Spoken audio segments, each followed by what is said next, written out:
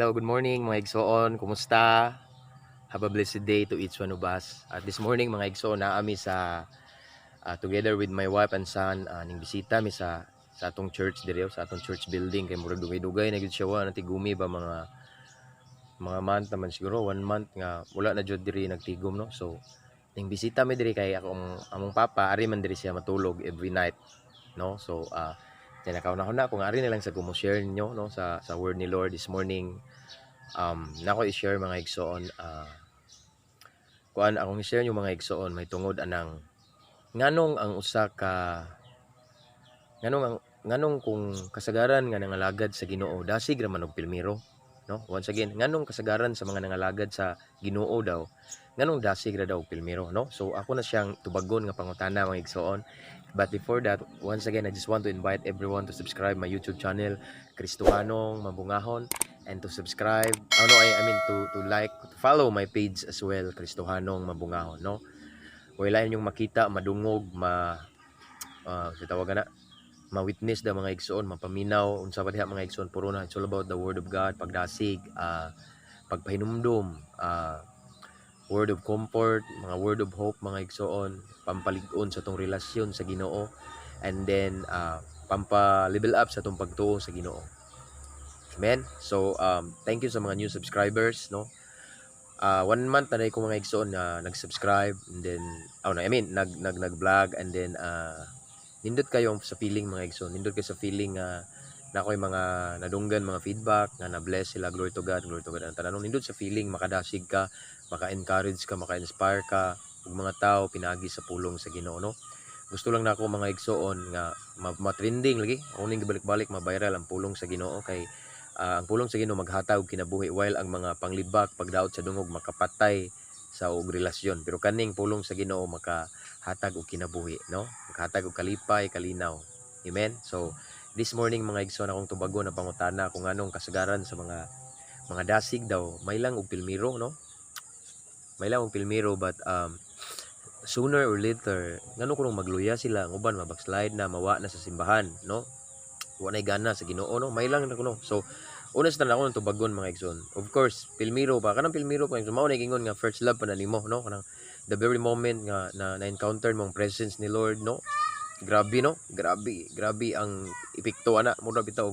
Pinasahi kay nga kalipay, pinasahi nga kalinaw ang imong masinati mo nang lipay ka, grabe ka on fire, grabe sayo pa lang sa buntag mo mata ka, maghilak na ka sa Ginoo, magkantakanta na ka og worship song no, magbasa na ka sa Bible mga igsoon, Biblia, grabing ka-addict sa Ginoo. Mao nay pilmiro. But nalang ko before nako pa diyon nalang ko i-share niyo sa bingay sama ning usa ka sakyanan nga nagamit og gasolina no. Ako i-share niyo ang bisan pag full tank na siya mga igsoon, dili gyud na siya hangtod-hangtod mo andar.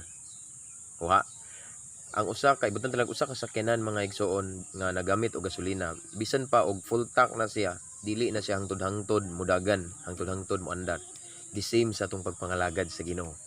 Yes, at first grabe full tank ta sa presensya sa Ginoo nga na-encounter to, grabe kay takapuno mga igsoon, but kung dili nato ma-maintain ang pagpatubil, kung dili nato ma-maintain nga magpatubil sa presensya sa Ginoo, mabot ang time nga maluya ta. So mao nay hinungdan nga ang ubang mga Kristohanon dasig lang pilmiro kay nalimot sila pagpatubil, nagtuo sila, dasig sila atong ningaging mga panahon, dasig yapon sila karon no, naatay himuon para magpabilin atong kadasig on fire ni Lord. So kinahanglan kanunay tang patubil ta sa presensya sa Ginoo, sama sa sakyanan mga igsoon, sama sa bisan motor no. Kinahanglan nga kanunay ta magpatubil kay dili ta hangtod-hangtod nga mag-andar o magdagan, dili hangtod-hangtod mga igsoon nga tong kadasig magpadayon kung dili ta magpatubil sa presensya sa Ginoo. Unsa nang patubil, pastor? Mao na kinahanglan atong i-maintain atong relasyon sa Ginoo, kinahanglan magpabilin tang mainampuon, kinahanglan mugahin tag quality time sa Ginoo, kinahanglan magpabilin tang mamalandong siyang pulong every day na matud pa sa Joshua 1:8 no.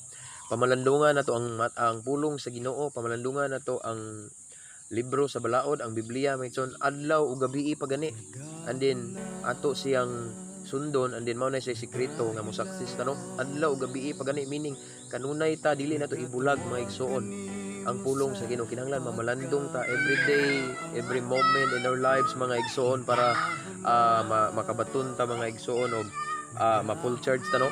pagampo, worship sa Ginoo, muhatag tag mugahintag saktong panahon sa Ginoo, no? Kay kung dili ta ana mga igsoon mugahin, kung dili nato nahimuon, kung dili nato hatagag quality time ang Ginoo, kung dili ta mag one on one sa Ginoo kanunay, kung dili ta kanunay uhaw sa presensya sa Ginoo, mabot ang time nga mawala ang atong unang gugma, mabot ang time nga mulurang atong kadasig, mabot ang time nga magluya nato sa pagpangalagad sa Ginoo, no? So mao na rason mga igsoon nga no pilmiro ra dasig, no? Kay mao na gingon nga dapat dasig ta inubanon sa nato kaalam. Kung puro ra ta dasig wa tay kaalam mga igsoon, wala ta kay bawo nga dili ta ka nga mag recharge data nga patubil data sa presensya sa Ginoo, wala tay mao na kaalam. Kung wala ta ana puro ra ta dasig, dili gid na mula hutay atong kadasig mga igsoon, no? So dapat ang atong kadasig inubanan og langit nung kaalam aron mo lampos ta, mo sustain ta hangtod sa katapusan, hangtod sa pagbalik sa Ginoo, hangtod sa adlaw nga matubang ta sa atong langit nung Ama, no? So mauna mga igsoon, mauna akong tubag nga nung mailan kuno sa pilmiro ang dasig. Yes, pilmiro ba?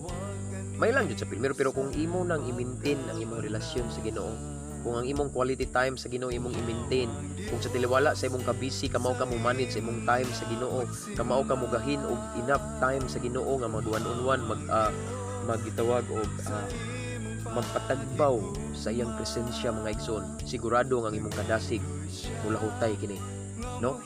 Sigurado nga imong kadasig nga imong nasinati kaniadto kagahapon og kadasig nimo karon mula hutay na sa dang atong i-maintain ang atong relasyon sa Ginoo, ato siyang atimanon og ayo mga igsoon. No, sama ang tanong mga igsoon. Ang tanong mga igsoon nga naibunga, ang sa kakahoy nga mamunga mga igsoon, dili na siya mamunga pud kung dili nimo atimanon, kung dili mo bubuan, kung dili nimo i-cultivate. Ngana na siya mga igsoon ang atong relasyon sa Ginoo, ang atong kadasig na maintenance, no? Ang sakyanan nga way maintenance guba. Kita sad mga igsoon ang atong relasyon sa Ginoo, ang atong pagpangalagad sa Ginoo, kung wala kini maintenance mga igsoon, dili kita mo lahutay mga igsoon, no? Mapaw ang atong kalayo, mawala atong kadasig, ug mabot ang panahon nga matingala ta nga atong mga binuhatan kaniadto nga nabiyaan ibalik na natong himo, kay nawala naman atong unang gugma sa Ginoo, kung nawala na atong hadlok sa Ginoo, no? Tingala ka kay sa una din amang ta ko ganahan ani mamalikas naman karon nganong sa una nibiya naman ta kauning paminaw aning mga kanta nga wala makapalipay sino karon ganahan naman ko noon sa una nibiya na ka sa pagduwa-dula og sa cellphone nga mga example kanang mga demonic bitaw nga kanang mga kinamay naay mga dula sa cellphone mga igsoon nga okay dili gyud ingon nga kuan kay ba, pero naay uban doon nga mga dula sa cellphone mga igsoon nga grabe maka-addict og kutkot na imong panahon sa imo naman tanang biyaan, pero tinga ka nga ganahan naman kumubalik no, tungod kay nawala na imong unang gugma, nilurang na imong kadasig, ay imong kalayo na palong na tungod kay wala nimo na maintain ang imong relasyon sa Ginoo. But sa dihang atong klaruhon atong maintenance sa pagpangalagad sa Ginoo, sa dihang kanunay matag adlaw magsitag pamalandong sa iyang pulong, mugahin tag dako-dako nga panahon sa pagampo, mugahin tag panahon nga magpatagbaw sa presensya sa Ginoo mga igsoon, sigurado nga atong kadasig mulungtad, sigurado nga atong kadasig mga igsoon magpabilin, bisan pa nga mga nag-una nato nangaluya, bisan pa ang uban natong mga kauban nangaluya na, pero kita nagpadayon ta basta ato lang i-maintain ang atong pagbabad sa presensya sa Ginoo, atong i-maintain mga igsoon ang atong maayo ang quality time nato ni Lord. Amen. Kumaura na akong tubag mga igsoon, no? Kay ako para nako yes tinuod na daghang dasig sa unang wanaron, no? Siguro kay wala nila na maintain, no? Ang ilang relasyon sila wala nila na maintain ilang quality time sa Ginoo, pero as long as atong i-maintain ang atong quality time na ihatag sa Ginoo, as long as kanunay tang uhaw gutom sa presensya sa Ginoo, sigurado na bulahutay ang atong kadasig. Amen. Kumaura na ang akong pagdasig sa taas kamagtagon ng Just Bless mga igsoon. Nakita niyo ang simbahan no, just Limes, no? Church building na to. Namo diri mga igsoon, no? Di lang hapit naman ang panahon nga magbalik na pud. May nga magiusa, no?